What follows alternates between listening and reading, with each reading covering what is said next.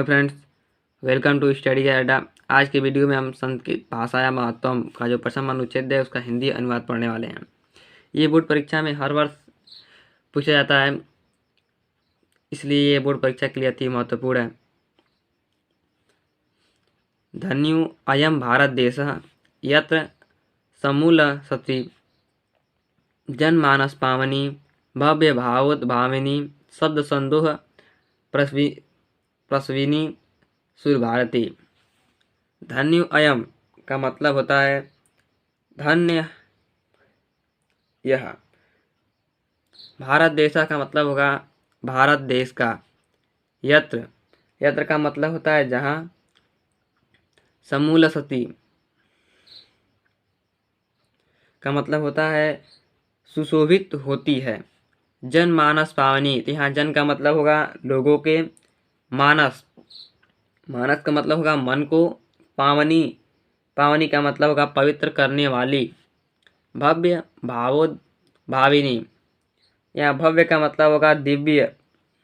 भाव का मतलब होगा भावना। उद्भावनी का मतलब होगा प्रकट करने वाली। शब्द संदोह प्रवेशिनी, शब्द का मतलब होगा शब्दों के। संदोह का मतलब समूह को। प्रवेशिनी का मतलब उत्पन्न करने वाली। सुर भारती का मतलब होगा सुर। इसको अगर हम अलग अलग करें तो हो जाएगा सुर भारती। तो सुर का मतलब होगा देवताओं की और भारती का मतलब वाणी अर्थात बोली। इसका पूरा हिंदी अनुवाद हो जाएगा, यह भारत देश धन्य है जहाँ लोगों के मन को पवित्र करने वाली, सुंदर भावों को प्रकट करने वाली और शब्द समूह को उत्पन्न करने वाली देववाणी संस्कृत सुशोभित होती है। विद्यमानेषु निखिलेष्वपि वाङ्मयेषु अस्या वाङ्मयं सर्वश्रेष्ठं सुसंपन्नं च वर्तते। विद्यमानेषु का मतलब होगा विद्यमान, विद्यमानों में अर्थात वर्तमान। निखिलेष्वपि का मतलब होगा, इसका अगर संधि विच्छेद करें तो निखिलेषु प्लस अपि हो जाएगा। तो निखिलेश का मतलब होगा संपूर्णों में। अपि का मतलब हो जाएगा भी। वाङ्मयेषु का मतलब होगा साहित्यों में। अस्या का मतलब होगा इसका। वाङ्मयम का मतलब होता है साहित्य। सर्वश्रेष्ठम का मतलब होगा सर्वश्रेष्ठ। सुसंपन्नम का मतलब होगा समृद्धशाली। चौ का मतलब होता है और अवर्तते का मतलब होगा है विद्यमान। तो हो जाएगा विद्यमान सभी साहित्यों में इसका साहित्य सर्वश्रेष्ठ और अत्यधिक समृद्धशाली है। सभी साहित्यों में इसका साहित्य सर्वश्रेष्ठ और अत्यधिक समृद्धशाली है। इयमेव भाषा संस्कृत नाम्नापि लोके पतिता अस्ति। इयमेव का मतलब होता है यह ही। भाषा का मतलब भाषा। संस्कृत नाम्नापि, तो संस्कृत का मतलब हो जाएगा संस्कृत। नामना का मतलब हो जाएगा नाम से। अपि का मतलब होगा भी। तो संस्कृत नाम से भी। लोके का मतलब होता है संसार में। प्रतिता का मतलब होता है प्रसिद्ध। अस्ति का मतलब है। इसका हिंदी अनुवाद होगा यही भाषा संस्कृत नाम से भी संसार में प्रसिद्ध है। अस्माकं रामायण महाभारतादैतिहासिका ग्रंथा चत्वारो वेदाः सर्वा उपनिषदः अष्टादश पुराणानि अन्यानि च महाकाव्ये नाट्यादीनि अस्यामेव भाषायां लिखितानि सन्ति। अस्माकं का मतलब होगा हमारे। रामायण का मतलब रामायण। महाभारता दैतिहासिका ग्रंथा का मतलब होगा, अगर इसको अलग अलग करें तो हो जाएगा महाभारत आदि ऐतिहासिक ग्रंथा, मतलब महाभारत आदि ऐतिहासिक ग्रंथ। चत्वारो वेदाः, इसको अलग अलग करें तो हो जाएगा चत्वारों, और वेदाः, चत्वारों का मतलब होगा चारों, वेदा का मतलब होगा वेद, चारों वेद। सर्वा उपनिषद, सर्वा का मतलब सभी, उपनिषद का मतलब उपनिषद।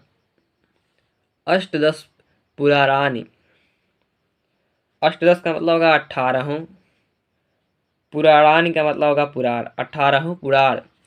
अन्यानि च महाकाव्य, अन्यानि का अगर संधि विच्छेद करें तो अन्यानि प्लस च, तो अन्यानि का मतलब होगा अन्य, च का मतलब होगा और, अन्य और, महाकाव्य का मतलब होगा महाकाव्य। नाट्यादीनि, नाटक। अस्यामेव का संधि विच्छेद करें तो हो जाएगा अस्याम प्लस एव, तो अस्याम का मतलब होगा इसमें, एव का मतलब होता है ही। भाषायाम, भाषा में। लिखतानि, लिखे हुए हैं। संति हैं, तो पूरा का मतलब हिंदी अनुवाद क्या होगा? अस्माकम रामायणम, हमारे रामायण, महाभारत आदि ऐतिहासिक ग्रंथ, चारों वेद, सभी उपनिषद, 18 पुराण और अन्य महाकाव्य नाटक आदि इसी भाषा में लिखे हुए हैं। यमेव भाषा सर्वसामान्य भाषाणां जननीति मन्यते भाषा तत्व विद्भिः। यमेव, यमेव का संधि विच्छेद करें तो यम प्लस एव, तो यम का मतलब होता है यह, एव का मतलब ही, तो हो जाएगा यह ही, यह ही, दोनों को मिलाएंगे तो यही। सर्वा सामान्य भाषाणाम, अगर इसको हम अलग अलग करते हैं, संधि विच्छेद करते हैं तो हो जाएगा सर्वासाम प्लस आर्य भाषाणाम, तो सर्वासाम का मतलब होगा सभी, सभी की। आर्य भाषाणाम का मतलब होगा आर्य भाषाओं की। जननीति, जननीति का संधि विच्छेद करे तो जननी प्लस इति, तो जननी का मतलब होगा जन्म देने वाली, इति का मतलब होगा ऐसा। मन्यते, मन्यते का मतलब होगा माना जाता है। भाषा तत्व विद्भिः, वही का संधि विच्छेद करते हैं तो होगा भाषा तत्व प्लस विद्भिः। भाषा तत्व का मतलब होता है भाषा विज्ञान या भाषा शास्त्र, और विद्भिः का मतलब होता है जानने वालों द्वारा, तो इसका हिंदी अनुवाद हो जाएगा यही भाषा सभी आर्य भाषाओं की जननी है, ऐसा भाषा विज्ञान को जानने वालों द्वारा माना जाता है।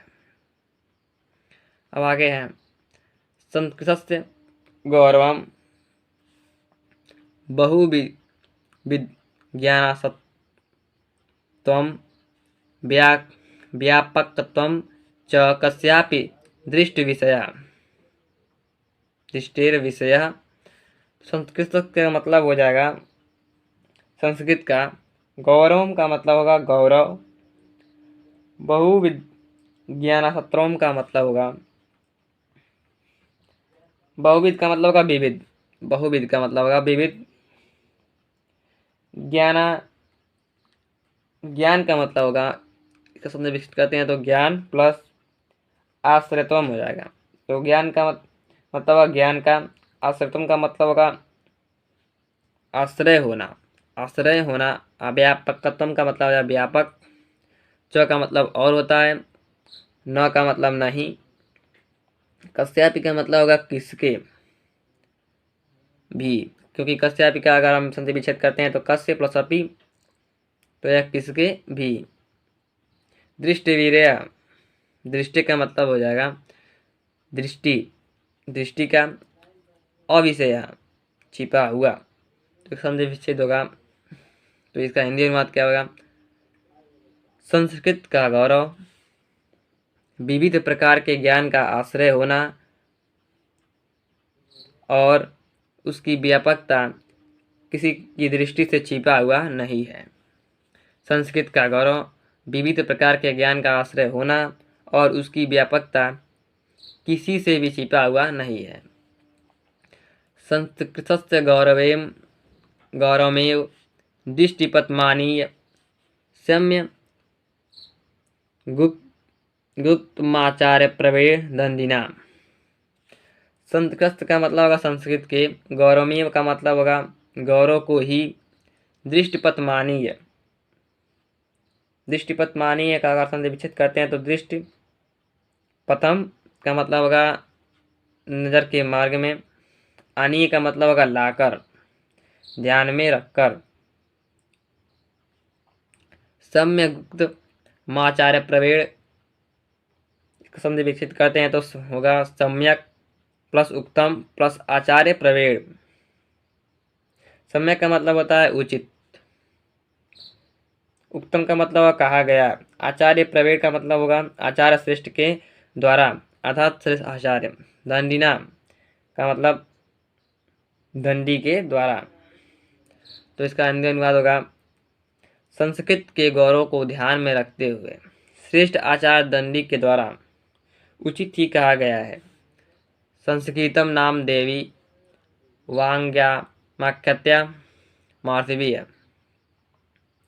संस्कृतम का मतलब संस्कृत, नाम का मतलब नाम, देवी मतलब ईश्वरीय,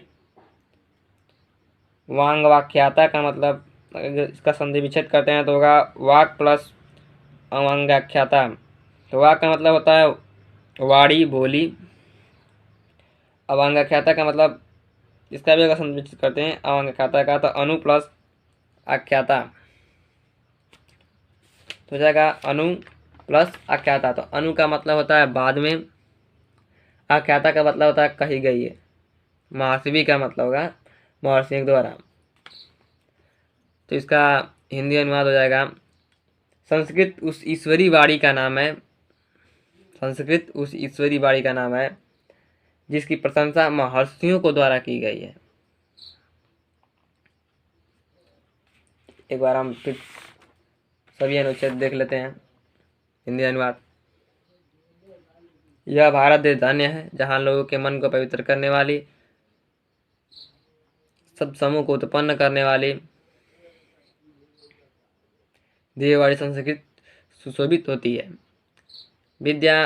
विद्यमानेषु निखिलेषु वाङ्मयेषु अस्या वाङ्मयं सर्वश्रेष्ठं सुपन्नं च वर्तते। विद्यमान सभी साहित्यों में इसका साहित्य सर्वश्रेष्ठ और अत्यधिक समृद्धशाली है। एवं भाषा संस्कृत नाम्नापि लोके पतिता अस्ति। यही भाषा संस्कृत नाम से संसार में प्रसिद्ध है। अस्माकं रामायणं महाभारत ऐतिहासिका ग्रंथा चत्वारो वेदाः सर्वा उपनिषदः अष्टादश पुराणानि अन्यानि च महाकाव्यनाट्यादीनि अस्यामेव भाषायां लिखितानि सन्ति। हमारे रामायण महाभारत आदि ऐतिहासिक ग्रंथ, हमारे रामायण महाभारत आदि ऐतिहासिक ग्रंथ, चारों वेद, सभी उपनिषद, 18 पुराण और अन्य महाकाव्य नाटक इसी भाषा में लिखे हुए हैं। यमी भाषा सर्व सामान्य भाषाणाम जननीति मन्यते भाषा तत्वविद भी है। यही भाषा सभी आर्य भाषाओं की जननी है, ऐसा भाषा विज्ञान को जानने वालों द्वारा माना जाता है।